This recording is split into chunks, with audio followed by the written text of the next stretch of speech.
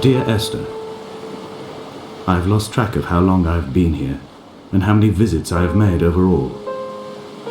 Certainly the landmarks are now so familiar to me that I have to remind myself to actually see the forms and shapes in front of me.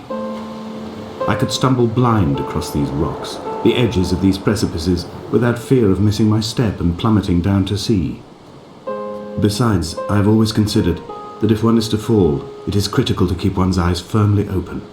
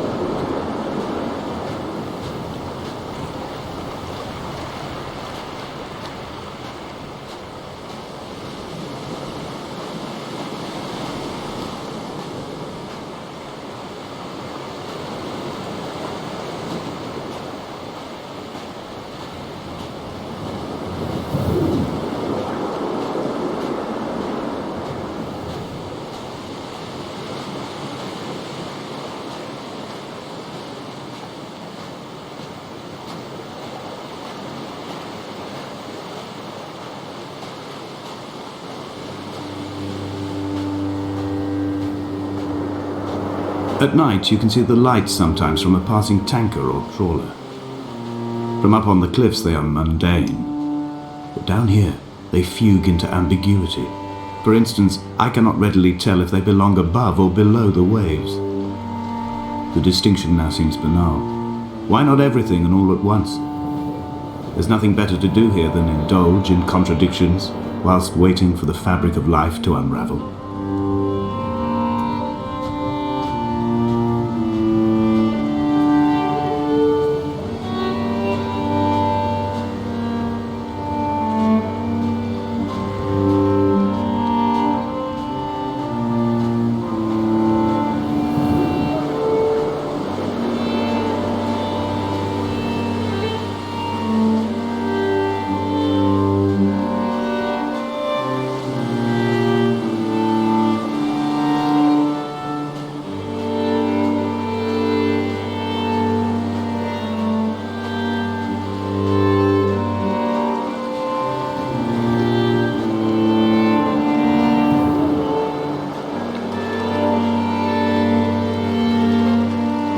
Found the ship's manifest, crumpled and waterlogged under a stash of paint cans. It tells me that along with this present cargo, there was a large quantity of antacid yogurt bound for the European market.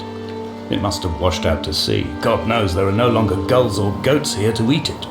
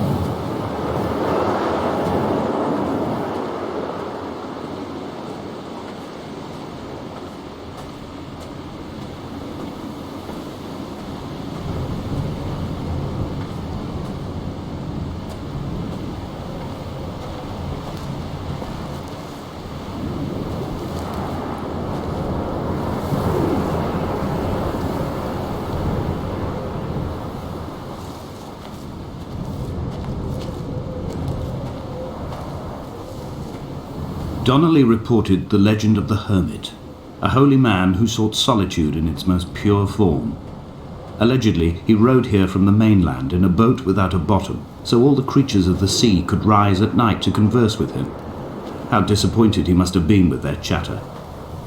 Perhaps now, when all that haunts the ocean is the rubbish dumped from the tankers, he'd find more peace. They say he threw his arms wide in a valley on the south side, and the cliff opened up to provide him shelter. They say he died of fever 116 years later. The shepherds left gifts for him at the mouth of the cave, but Donnelly records they never claimed to have seen him. I have visited the cave and I have left my gifts, but like them, I appear to be an unworthy subject of his solitude.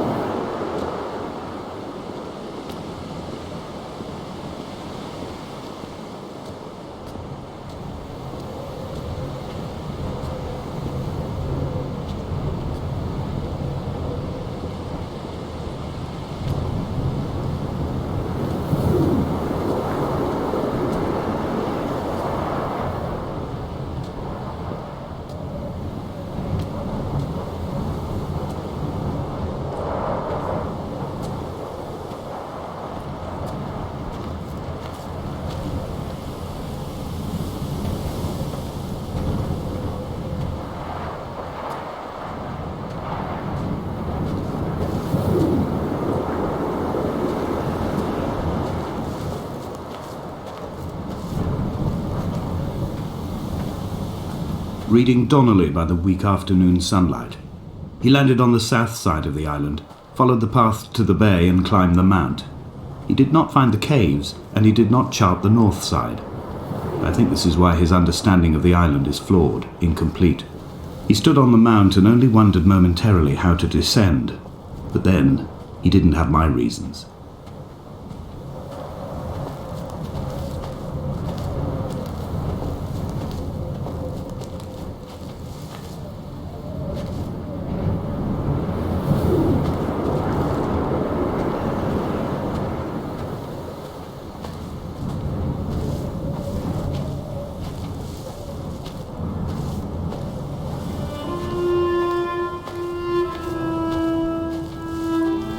When someone had died or was dying, or was so ill they gave up what little hope they could sacrifice, they cut parallel lines into the cliff, exposing the white chalk beneath. You could see them from the mainland or the fishing boats, and know to send aid or impose a cordon of protection, and wait a generation until whatever pestilence stalked the cliff paths died along with its hosts. My lines are just for this: to keep any would-be rescuers at bay. The infection is not simply of the flesh.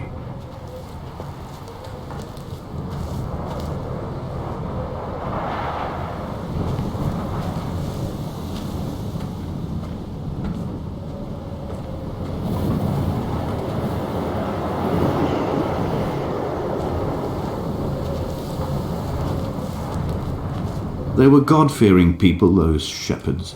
There was no love in the relationship. Donnelly tells me that they had one Bible that was passed around in strict rotation. It was stolen by a visiting monk in 1776, 2 years before the island was abandoned altogether. In the interim, I wonder, did they assign chapter and verse to the stones and grasses, marking the geography with a superimposed significance that they could actually walk the Bible and inhabit its contradictions?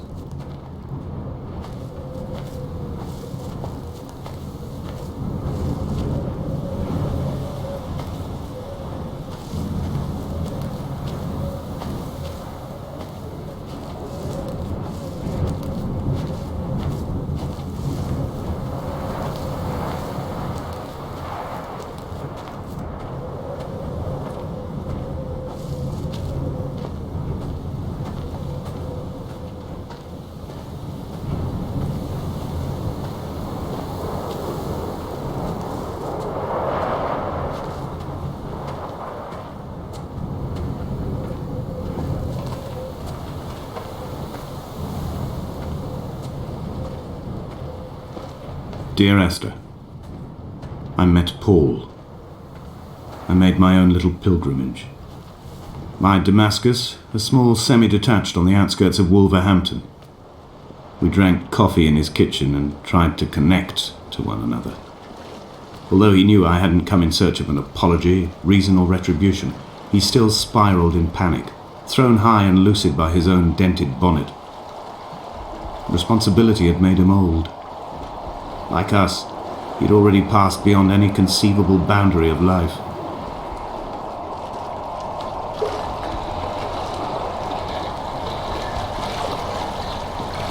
I find myself increasingly unable to find that point where the hermit ends and Paul and I begin. We are woven into a sodden blanket, stuffed into the bottom of a boat to stop the leak and hold back the ocean. My neck aches from staring up at the aerial. It mirrors the dull throb in my gut where I am sure I've begun to form another stone. In my dreams, it forms into a perfect representation of Lot's wife, head over her shoulder, staring along the motorway at the approaching traffic in a vacuum of fatalistic calm.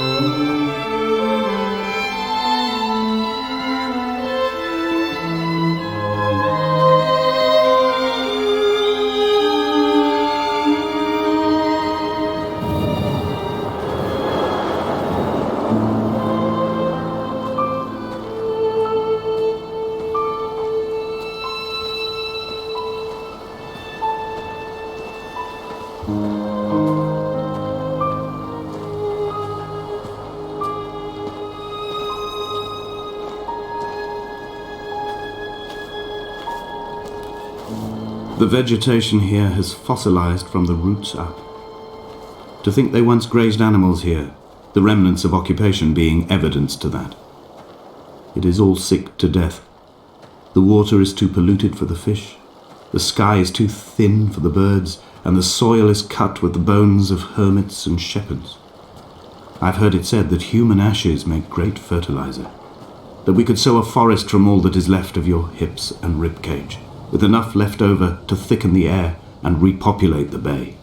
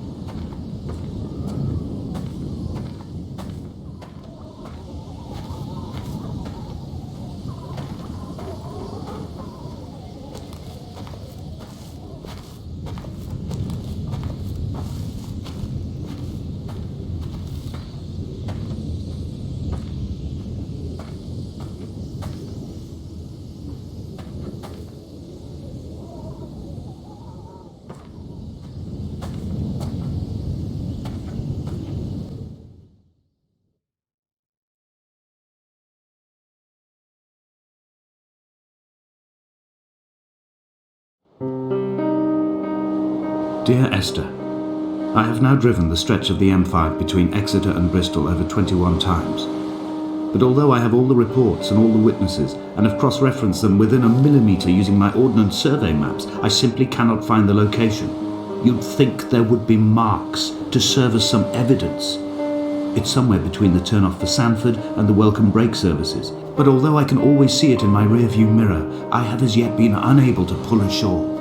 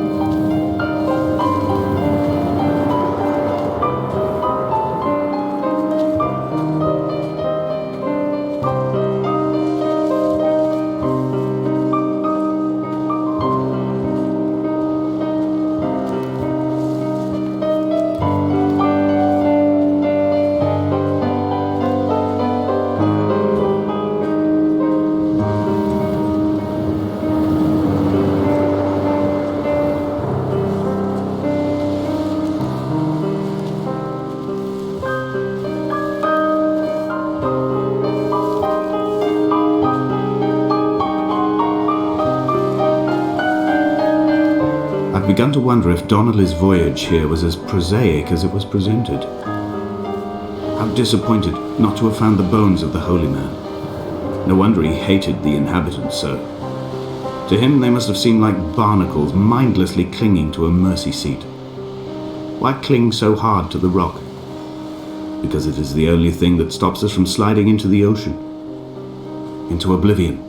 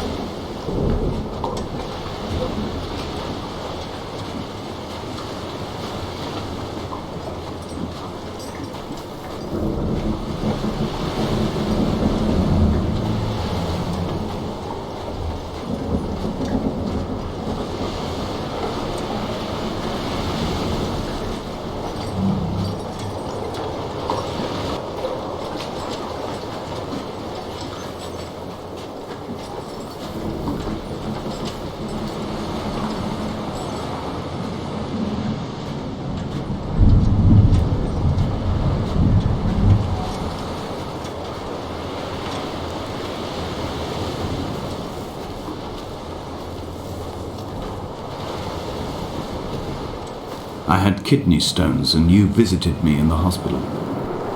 After the operation, when I was still half submerged in anesthetic, your outline and your speech both blurred. Now my stones have grown into an island and made their escape, and you have been rendered opaque by the car of a drunk.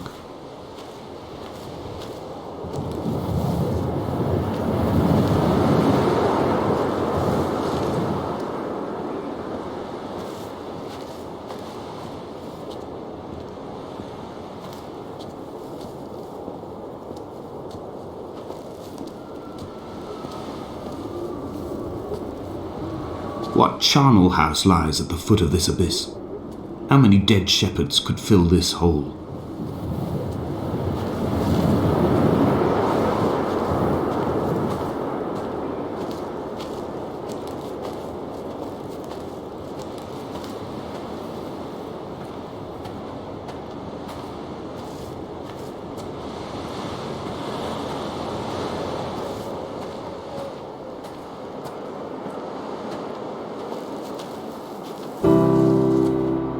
I've begun my ascent on the green slope of the western side. I've looked deep into the mountain from the shaft and understood that I must go up and then find the way under. I will stash the last vestiges of my civilization in the stone walls and work deeper from there. I'm drawn by the aerial and the cliff edge. There is some form of rebirth waiting for me there.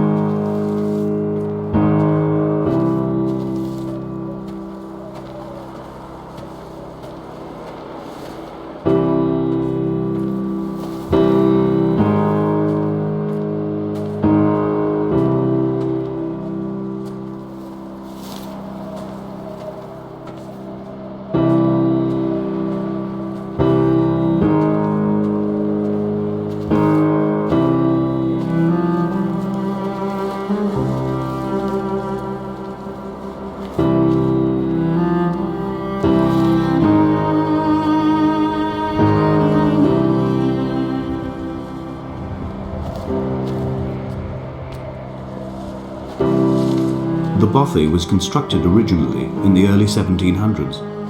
By then, shepherding had formalized into a career. The first habitual shepherd was a man called Jakobsen, from a lineage of migratory Scandinavians. He was not considered a man of breeding by the mainlanders. He came here every summer whilst building the bothy, hoping eventually that becoming a man of property would secure him a wife and a lineage. Donnelly records that it did not work. He caught some disease from his malcontented goats and died 2 years after completing it. There was no one to carve white lines into the cliff for him either.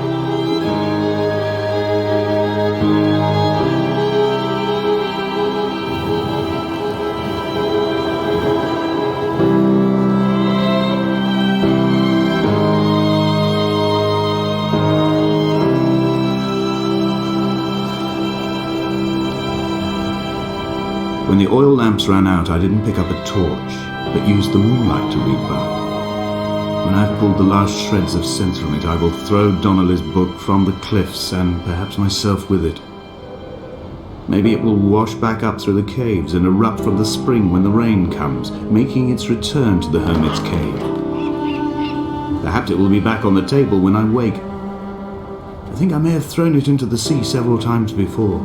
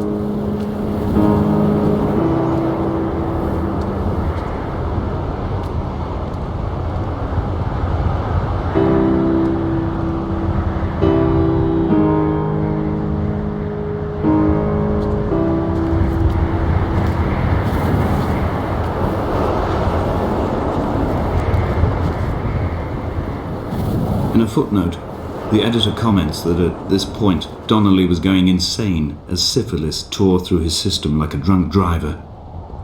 He's not to be trusted. Many of his claims are unsubstantiated, and although he does paint a colourful picture, much of what he says may have been derived directly from his fever. But I've been here, and I know, as Donnelly did, that this place is always half imagined. Even the rocks and caves will shimmer and blur with the right eyes.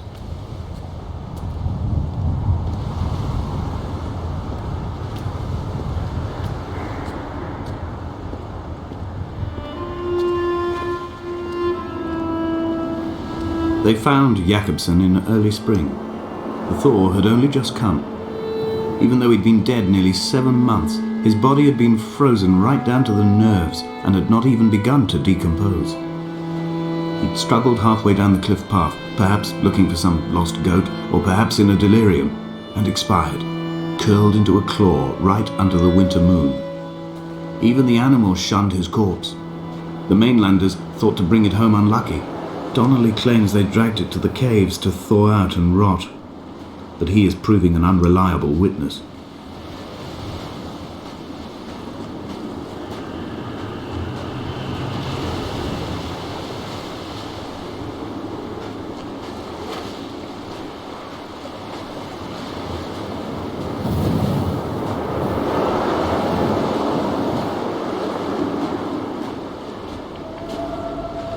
Climbing down to the caves, I slipped and fell and have injured my leg. I think the femur is broken. It is clearly infected. The skin has turned a bright, tight pink, and the pain is crashing in on waves, winter tides against my shoreline, drowning out the ache of my stones. I struggled back to the bothy to rest, but it has become clear that there is only one way this is likely to end. The medical supplies I looted from the trawler have suddenly found their purpose. They will keep me lucid for my final ascent.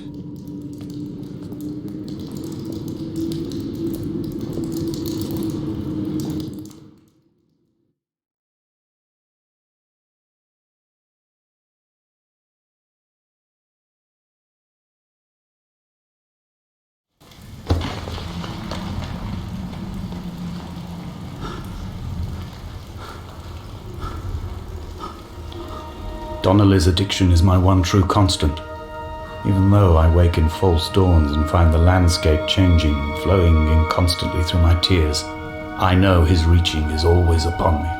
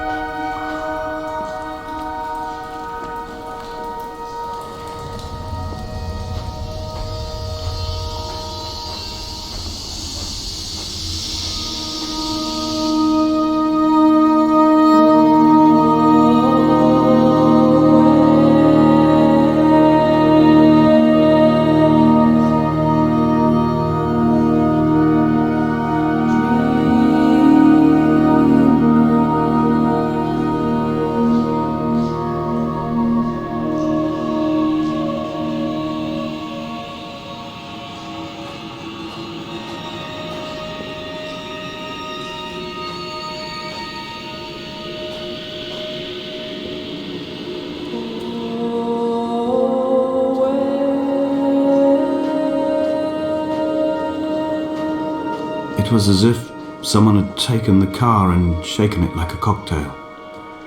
The glove compartment had been opened and emptied with the ashtrays and the boot. It made for a crumpled museum, a shattered exhibition.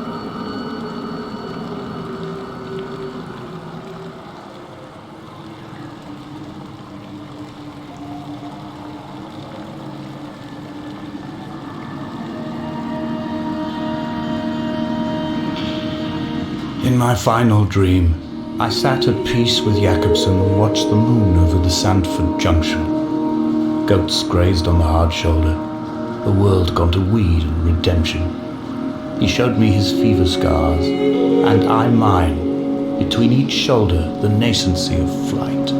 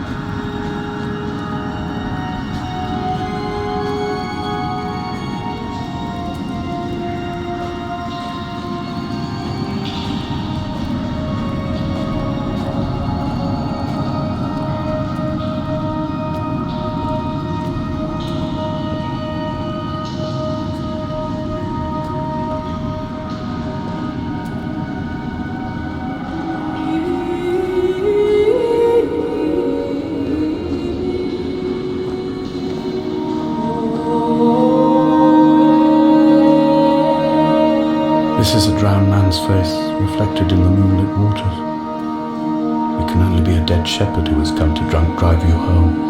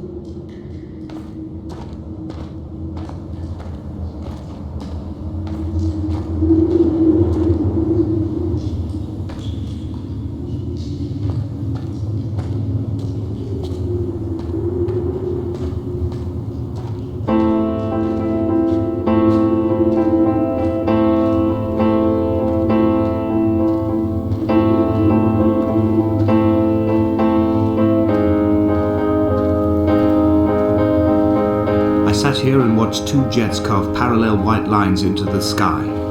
They charted their course, and I followed them for 21 minutes until they turned off near Sanford and were lost. If I were a gull, I would abandon my nest and join them. I would starve my brain of oxygen and suffer delusions of transcendence. I would tear the bottom from my boat and sail across the motorways until I reached this island once again.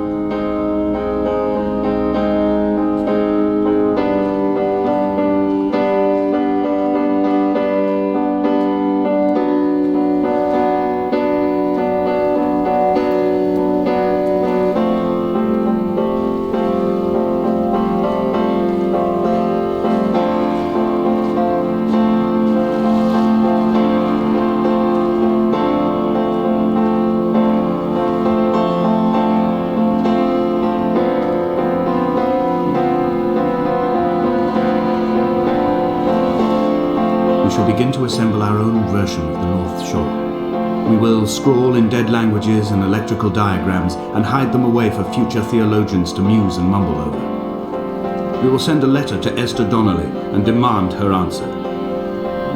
We will mix the paint with ashes and tarmac and the glow from our infections. We will paint a moon over the Sanford Junction and blue lights falling like stars along the hard shoulder.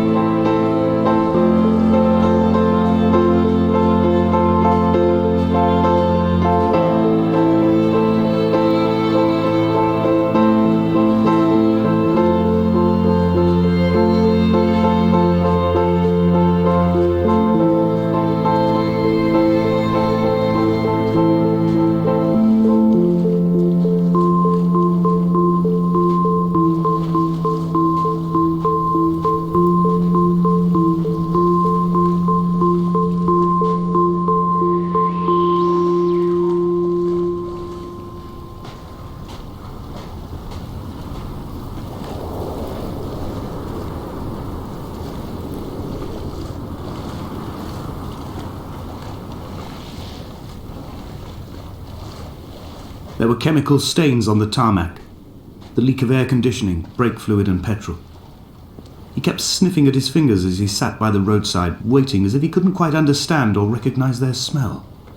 He said he'd been travelling back from a sales conference in Exeter. He'd stopped for farewell drinks earlier, but had kept a careful eye on his intake.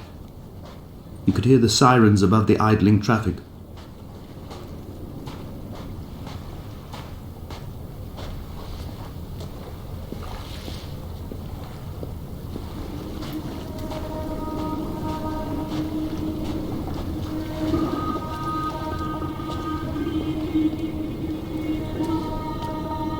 From here, I can see my armada. I collected all the letters I'd ever meant to send to you, if I'd have ever made it to the mainland, but had instead collected at the bottom of my rucksack, and I spread them out along the lost beach. Then I took each and every one, and I folded them into boats. I folded you into the creases, and then, as the sun was setting, I set the fleet to sail. Shattered into 21 pieces, I consigned you to the Atlantic, and I sat here until I'd watched all of you sink.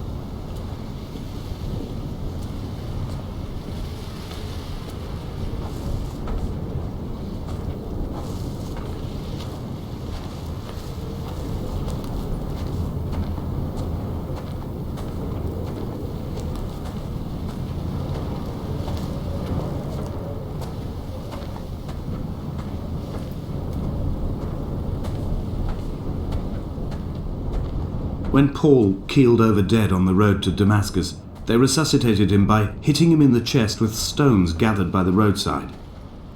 He was lifeless for 21 minutes, certainly long enough for the oxygen levels in his brain to have decreased and caused hallucinations and delusions of transcendence. I'm running out of painkillers, and the moon has become almost unbearably bright.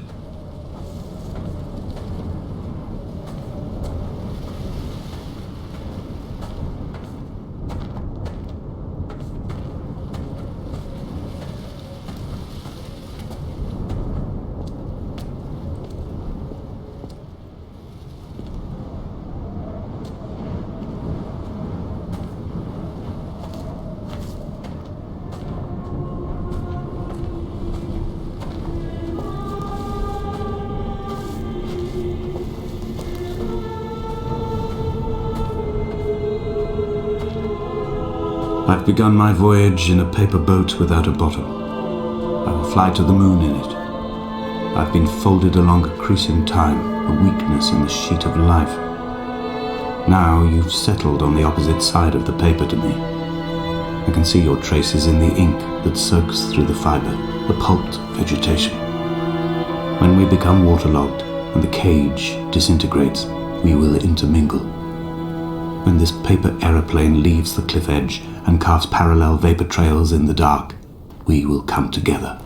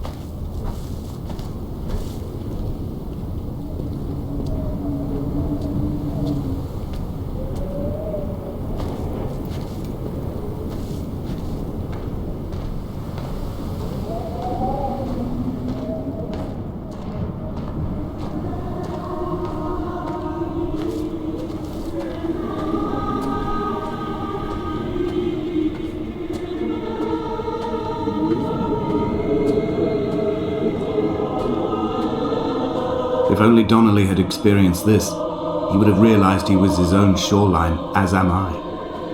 Just as I am becoming this island, so he became his syphilis, retreating into the burning synapses, the stones, the infection.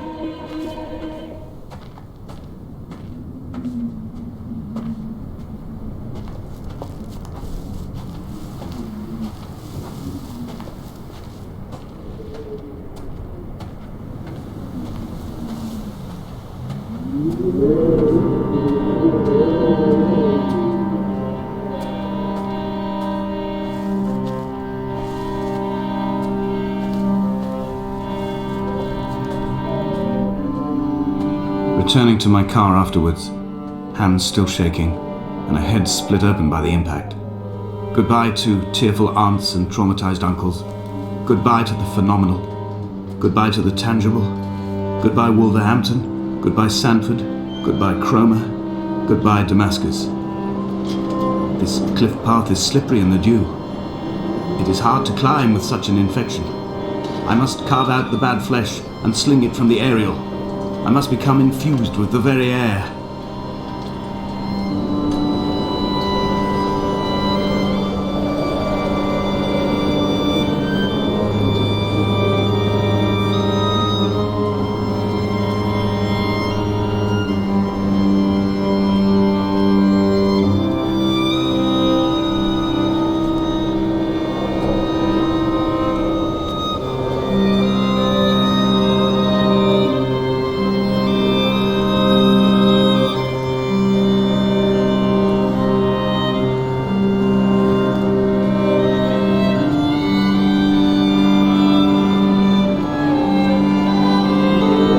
Perched on a spent bonnet, sideways, whilst the sirens fell through the middle distance and the metal moaned in grief about us. I'm about this night in walking, old bread and gull bones, old Donnelly at the bar gripping his drink, old Esther walking with our children, old Paul as ever, old Paul. He shakes and he shivers and he turns off his lights alone.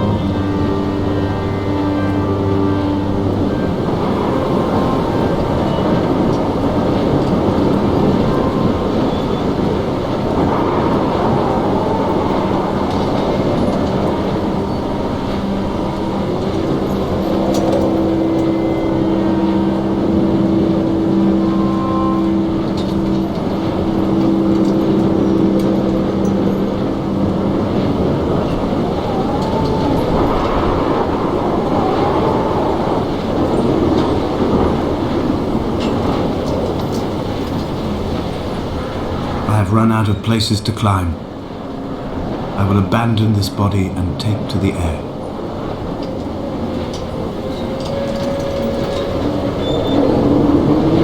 Dear Esther, I have burnt my belongings, my books, this death certificate.